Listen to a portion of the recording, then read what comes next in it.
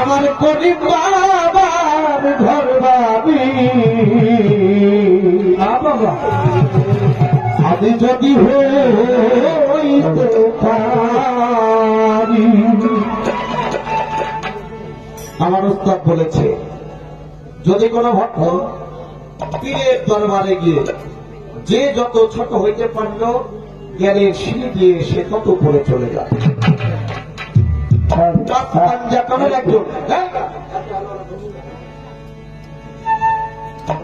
পাঞ্জাতনের একজন হযরত আলী বলেছে ভক্ত তাকেই বলা যায় যার মধ্যে কম করে হলেও কুকুরের ন্যায় স্বভাবটি পাওয়া যায়। কুকুরের স্বভাবটি কেন ভালো আছে? কুকুরের স্বভাব কি? একজন মালিক যেমন একটা কুকুর পোষে, কুকুরকে যখন আঘাত করে কুকুরটা ক্ষণিক সময়ের জন্য মালিকের কাছ থেকে দূরে চলে যায়, আবার ক্ষণিক পরে মালিকের চেহারা দেখা মাত্র কুকুরটা মালিকের পায়ের মধ্যে পড়ে চাটাচাটি করে। তাহলে একজন ভক্তকে পড়াইতে হলে করিম শাহ মালিক শাহ কখন কাকে কোন যন্ত্রণা দিবে বলা যায় না, তার মধ্যে কুকুরের স্বভাব থাকতে হবে। এজন্য মুর্শিদ যতই তাড়াইয়া দে, তাড়াইয়া যাওয়ার মাঝেও যেন ক্ষণিক পরে মুর্শিদের মালিক শাহর পায়ের উপরে পড়ে যেন কুকুরের মতো চাটাচাটি করতে থাকে। ইহাই হতে পারি বলেছে ছোট্ট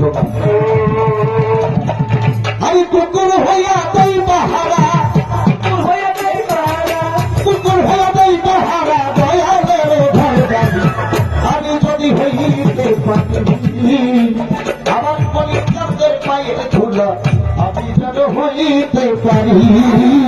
আমি কুকুর হইয়া দেই পাহারা, কুকুর হইয়া দেই পাহারা আমার ঈশ্বরের ঘর বাড়ি। আমি যেন হইতে পারি আমার দয়ালের পায়ের ধুলা আমি যেন হইতে পারি। সাবে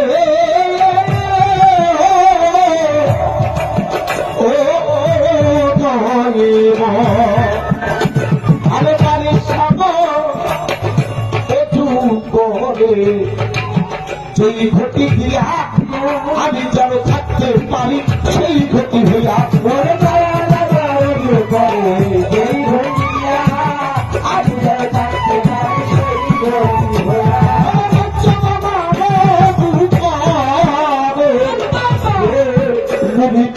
যেই ঘটি দিয়া আমি যেন থাকতে পারি সেই ঘটি হইয়া আমি করিম সবার কথা হইয়া করিম সবার কথা হইয়া আমি তোর কথা হইয়া যেন তাই বাতা আমি যেন হইতে পারি আমার দয়ার চাঁদের পায়ে ধরা আমি যেন হইতে পারি।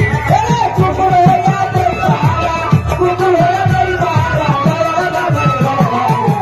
আমি যেন হইতে পারি আমার দয়ার চাঁদের পায়ে ধরা আমি যেন হইতে পারি। বাবারে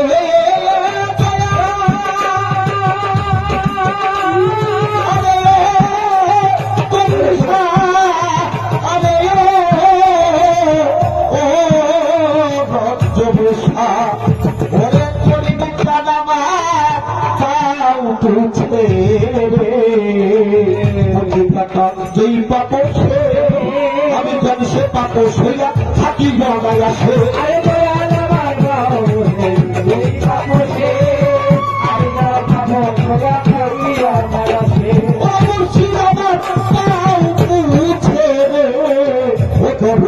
যেই পাপস আমি জানি সে পাপস হইয়া থাকি জমায় আসে।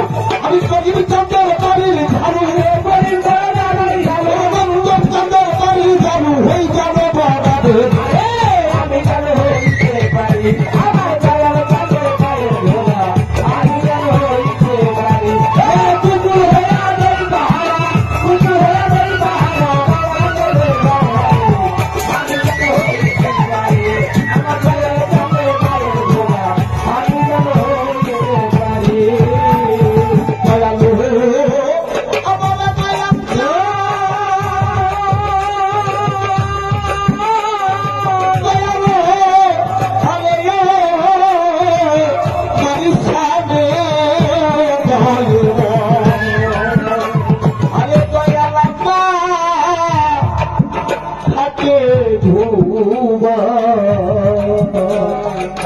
যেই বিদ্যার উপর আমি দেখছে বিদ্যা হইয়া থাকি